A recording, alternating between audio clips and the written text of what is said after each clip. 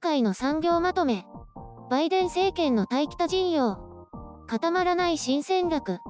日韓関係改善に再び圧力も。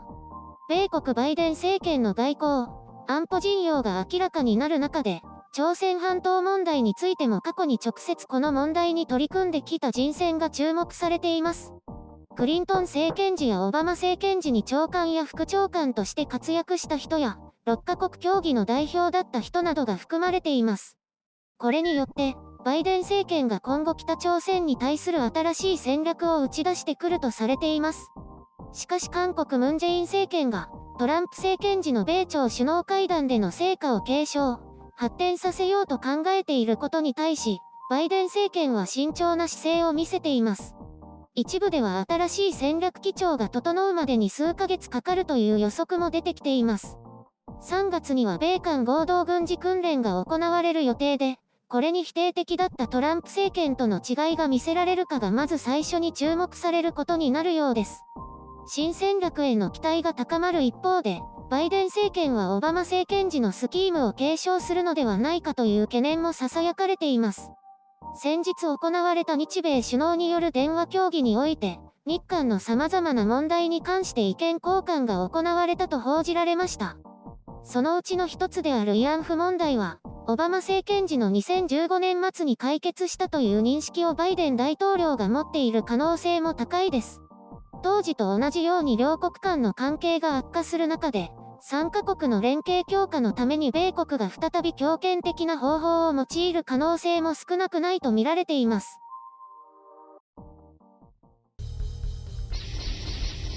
編集所官。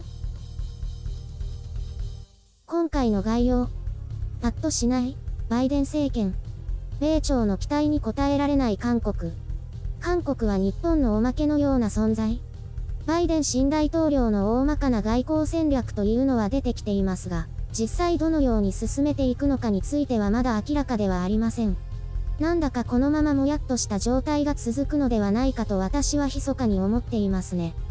ただ、それは単に際立った点の多かったトランプ政権との対比でしかないのかなと思います。どちらが良くてどちらが悪いということでもないのかな。就任後の大統領令連発でトランプ政権との違いは鮮明化していますが、それ以外の際立たない部分はまだ方針がもやもやしているといった印象です。対中政策の曖昧さを見ると、慎重に検討しているというよりは、足元がおぼつかないんじゃないかと心配になりますね。とはいえ、基本的にはオバマ政権時の踏襲になるかと思います。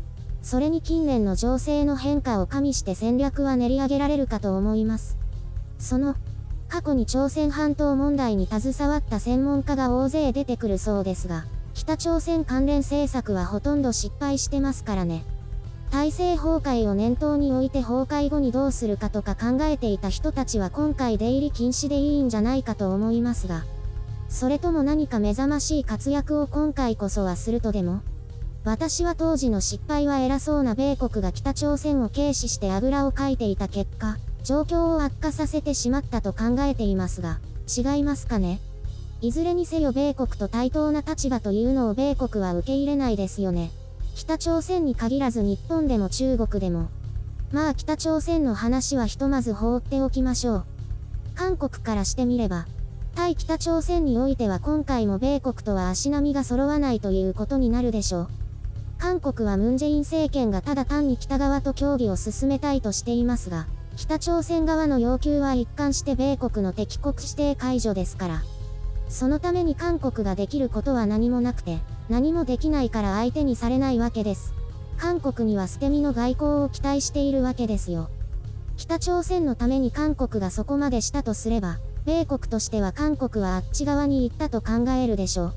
ムン・ジェイン大統領は結局のところ、米国の期待にも北朝鮮の期待にも応えられず、さらにはこの問題では主役ではないわけです。米朝両国から信頼を失ってしまった韓国に対して、バイデン政権はどのように接するでしょうかね。菅首相との電話会談で、日韓関係の現状報告を受けていますが、状況は2015年のオバマ政権時より悪化しています。こいつらまだこんなことやってるのか、と感じたことでしょうが、バイデン大統領が日米韓3カ国の協力体制を再構築できるかがポイントです。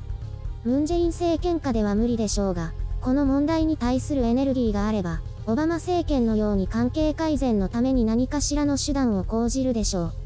結局あの強引な圧力のせいでわけのわからない慰安婦合意をさせられてしまって今に至るわけですけどね。どうにもできないでしょうね。韓国は国防白書で日本を同伴者から隣国に格下げしたと報じられましたが、米国とも微妙な距離感になりつつあり、韓国が孤立しそうです。ポイントとしては3月の米韓合同軍事訓練をどのように行うかですが、ムン・ジェイン大統領は北朝鮮に配慮して消極的です。韓国のあるメディアは、韓国は変わらず日本のサブセットである、と表現していますが、こういうところで期待に応えられないからということですね。別に米国の意のままに動くのが正しいというわけではないですが、安保を握られている現状と北朝鮮の要求を理解する必要がありますね。米国としては対北問題においてデッドロック状態ですが、まさか韓国とも似たような状況になるとは思ってもみなかったでしょうね。ムン・ジェイン政権も何をどうしたいのかはっきりすべきですね。資産差し押さえ判決の対応もあやふやですしね。そりゃ支持率下がりますよ。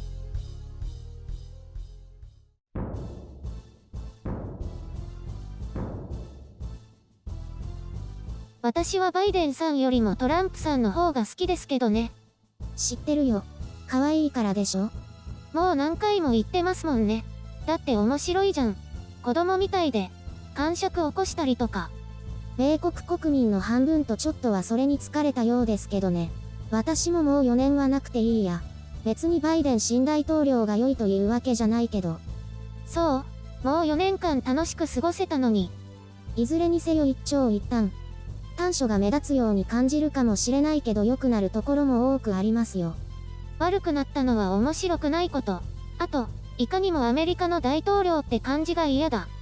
まあそうだね。どことなくいやらしく他国に威圧的な大統領ってところかな。あの顔がちょっと嫌なんですよね。顔か。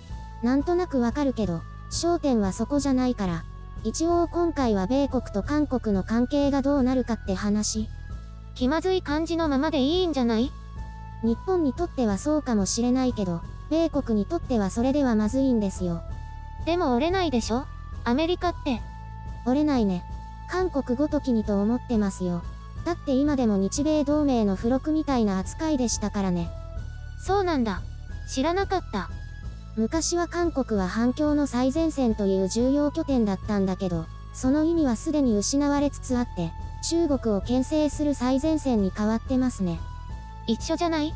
違う？中国と北朝鮮を伺うという点では同じですけどね。侵略を受ける可能性は極めて低いし、情報収集の最前線という役割になっていますね。でもいざとなったら戦うんですよね。命令が下れば即座に動きますよ。韓国軍はどうか知らないけど。どうして韓国っていつもあんな態度なんでしょうね。韓国側も日本に対して同じように考えていると思いますけどね。別に日本は韓国のこと嫌っているわけではないですよね。基本姿勢はそうですね。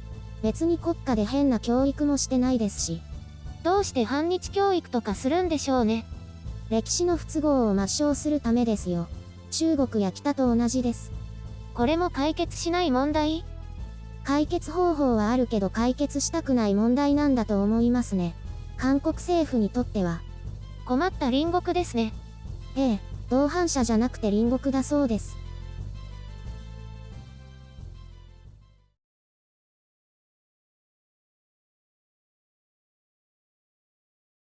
沐浴って知ってる？ヨックモックじゃないよ。何その親父ギャグみたいなの？知らない。この前いつものお風呂屋さんに行ったらね、お風呂の中とかサウナの中とかあちこちに、沐浴ってポスターが貼ってあったの。会話しないでってこと。ああ、コロナ対策の一環ってことね。私は一人でのんびり静かにリラックスしたい派だから静かなお風呂屋さんがすごく心地よかったよ。感染リスクも減るしね。でも常連さん同士か同伴者としか話さないよね。うん。でもぺちゃくちゃ周りで話す人がいると聞きたくもない話に聞き入っちゃったりしてリラックスできないから、コロナ終わっても沐浴続いてほしいな。この前もスタッフに注意受けてた人たちいたよ。一緒に来て恋愛話ではしゃいでいた OL さんたち。チェックしてるんだ。細かいね。そこまでやるんだ。うん。でも安心かな？そういえば黙食とかもあるよね。らしいね。黙って食べれば OK なら、20時以降も営業していいんじゃない？私は行かないけどね。私も行かないね。Uber Eats とかも頼んだことないよ。私も、作れば済むしね。これから他に何が流行るかな？黙る系。うん。黙トレとか黙飲みとか。黙飲みと黙食かぶってるじゃん。緊急事態宣言終わっても飲むときは黙ってってなるよ。そうまでしてお店行くかな。接待系の飲食もそれ。ジェスチャーバーとか流行ったりして、何それ？声を出さずに身振り手振りのジェスチャーで会話するの。ふふ、楽しそう。今から練習しなくっちゃ。一緒に練習しよう。やだ。っていうか何この流れ。肉デコ。それいらないから。